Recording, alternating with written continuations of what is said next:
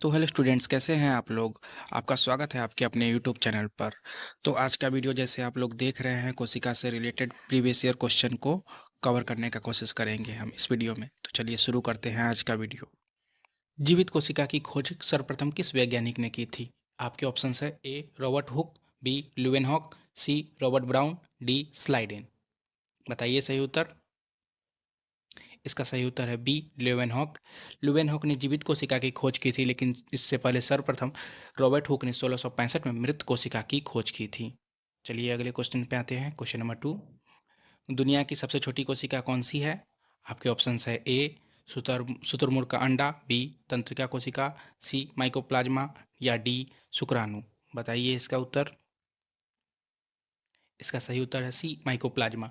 Mycoplasma दुनिया की सबसे छोटी कोशिका है, लेकिन सबसे बड़ी कोशिका शुतुरमुर्ग का अंडा है। यदि मानव की बात की जाए तो मानव की सबसे छोटी कोशिका शुक्राणु है और सबसे बड़ी कोशिका ओवम है। अगले क्वेश्चन पे आते हैं। Question number 3।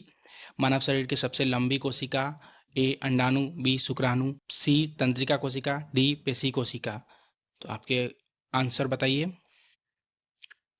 इसका आंसर है सी तंत्रिका कोशिका। तंत्रिका कोशिका शरीर में सिग्नल्स को दिमाग तक पहुंचाती है और यह सबसे लंबी होती है। लंबी कोशिका है सबसे न्यूरॉन, और साइज में अंडाणु सबसे बड़ी कोशिका है। मानव शरीर में सबसे अधिक कोशिका विभाजन और पुनरुद्भवन कहाँ होता है। ए आपके ऑप्शन ए मस्तिष्क, बी यकृत, सी किडनी, डी त्वचा। बताइए। इसका सही उत्तर है लीवर यानी यकृत। लिवर की कोशिकाओं में सबसे तेज विभाजन होता है। यदि यह क्षतिग्रस्त हो जाए तो यह खुद को रिपेयर कर लेता है। मस्तिष्क में कोशिका विभाजन सबसे कम होता है, यदि ना के बराबर होता है यहाँ पर। इसलिए यहाँ पर चोट खतरनाक कम होता है। अगले क्वेश्चन पे आते हैं। कोशिका सिद्धांत का प्रतिपादन किसने किया था। वो ए आपके ऑप्शन है ए वाटसन और क्रिक, बी रॉबर्ट हुक, सी स्लाइडन और स्वान, डी अरस्तु। इसका सही उत्तर है सी स्लाइडन और स्वान। स्लाइडेन और स्वान इन दोनों वैज्ञानिकों ने बताया कि शरीर कोशिकाओं से बना है। स्लाइडेन वनस्पति शास्त्री थे और स्वान जंतु शास्त्री थे। चलिए अगले क्वेश्चन पे आते हैं। कवक की कोशिका भित्ति किस पदार्थ की बनी होती है। आपके ऑप्शन है ए सेल्यूलोज, बी काइटिन, सी पेप्टिगोग्लाइकोन, डी प्रोटीन। आंसर बताइए। इसका आंसर है बी काइटिन। पादप की कोशिका भित्ति सेल्यूलोज की बनी होती है, जबकि कवक की कोशिका भित्ति काइटिन की बनी होती है। जंतु कोशिका में कोशिका भित्ति नहीं पाई जाती है, जबकि पादप कोशिका में कोशिका भित्ति पाई जाती है। अगले क्वेश्चन पे आते हैं। माइटोकॉन्ड्रिया के आंतरिक भाग को क्या कहा जाता है। आपके ऑप्शन से A matrix, B cristae, C thylakoid, वी डी वेसिकल्स। आंसर बताइएगा।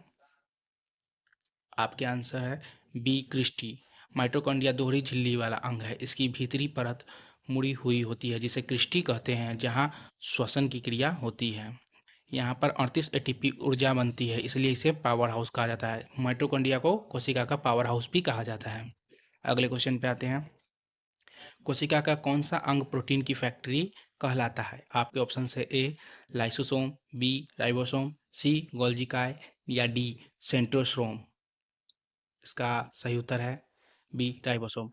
राइबोसोम सबसे छोटी कोशिकांग है और यह इसका मुख्य कार्य प्रोटीन का संश्लेषण करना है। यह अंतःप्रद्रव्य जालिका पर पाया जाता है। कोशिका का यातायात प्रबंधक किसे कहा जाता है, यानी कोशिका का ट्रैफिक पुलिस किसे कहा जाता है। आपके ऑप्शन है ए गोल्जिकाय, बी लाइसोसोम, सी केंद्रक, या डी माइटोकॉन्ड्रिया। इसका उत्तर है गोल्जिकाय। इसकी खोज कैमिलो गोल्जी ने की थी। यह पदार्थ के परिवहन और पैकेजिंग का काम करता है। अगले क्वेश्चन पे आते हैं। किस कोशिकांग को आत्महत्या की थैली या एटम बम कहा जाता है। ए राइबोसोम, बी लाइसोसोम, सी रसदानी, या डी लवक। इसका आंसर आप कमेंट बॉक्स में बताएं। तो चलिए अगले क्वेश्चन पर चलते हैं। Question number 11। प्रोटीन निर्माण के लिए कोशिका का कौन सा भाग जिम्मेदार होता है। आपके ऑप्शन है ए चिकनी अंतःप्रद्रव्य जालिका, बी खुरदुरी अंतःप्रद्रव्य जालिका, सी तारकाय, या डी रसधानी। बताइए। इसका उत्तर है सही उत्तर बी खुरदुरी अंतःप्रद्रव्य जालिका। खुरदुरी अंतःप्रद्रव्य जालिका पर राइबोसोम पाए जाते हैं। तो चलिए अगले क्वेश्चन पर। अगला क्वेश्चन है, मानव शरीर में सबसे अधिक सेंट्रोस्ट्रोम कहाँ पाए जाते हैं? आपके ऑप्शंस है ए मस्तिष्क, बी यकृत, सी त्वचा और डी हड्डी। बताइए इसका।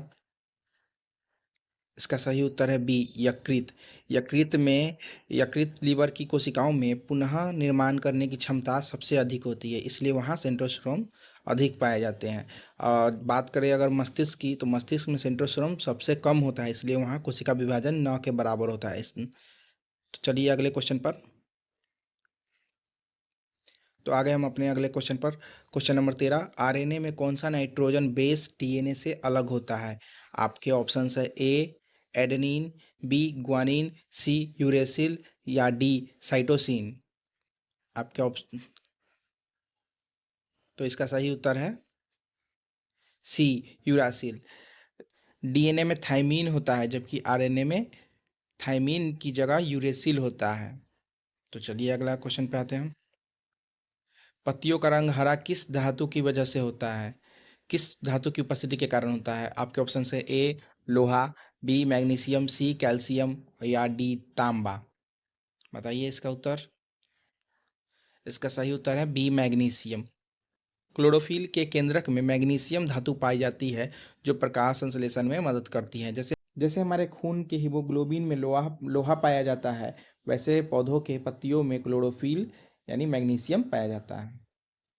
किस जीव की आरबीसी यानी लाल रक्त को कणिका में केंद्रक पाया जाता है? आपके ऑप्शन है ए मानव, बी कुत्ता, सी ऊंट और लामा और डी शेर।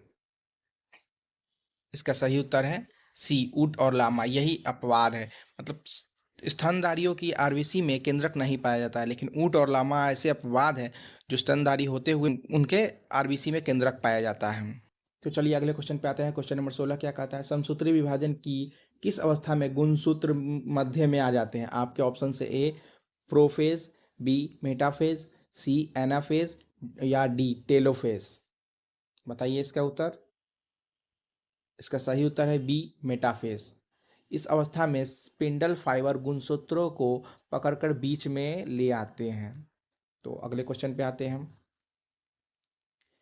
क्वेश्चन नंबर 17, अर्धसूत्री विभाजन यानी मायोसिस के अंत में एक जनक कोशिका से कितनी नई कोशिकाएं बनती है? आपके ऑप्शन है ए 2, बी 4, सी 6 या डी 8।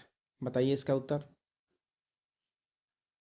इसका सही उत्तर है बी 4, यानी पेरेंट सेल से डॉटर सेल, डॉटर सेल से ग्रैंड डॉटर, यानी आप ये फिगर में देख सकते हैं इसको। अर्धसूत्री विभाजन में एक कोशिका विभाजित होकर 4 नई संतति कोशिकाओं का निर्माण करती है। इसे भी आप याद रखिएगा, समसूत्री विभाजन में 2 और अर्धसूत्री विभाजन में 4। अगर आपको वीडियो अच्छा लगा हो तो आप वीडियो को लाइक शेयर कमेंट जरूर करें और सब्सक्राइब करना ना भूलें। धन्यवाद।